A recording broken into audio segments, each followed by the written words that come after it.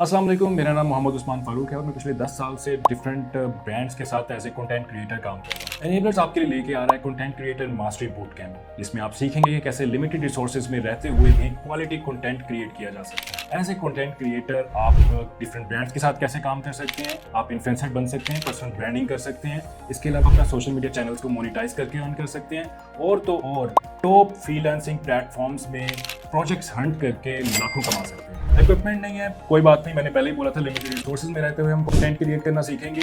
अब तो AI tools भी ऐसे हैं जो आपके आइडिया से लेके स्क्रिप्ट राइटिंग से लेके पोस्ट प्रोडक्शन तक, मतलब एक फाइनल वीडियो, एक फाइनल कंटेंट तक का सफर जो है वो बहुत मुख्तसर कर देते हैं। आप एक अच्छा quality content in AI tools को यूज करते हुए बना सकते हैं। ज्वाइन करने के लिए आप दिए गए लिंक पे क्लिक कर सकते हैं, मजीद डिटेल्स देख सकते हैं और एनरोल कर सकते हैं। Thank you so much.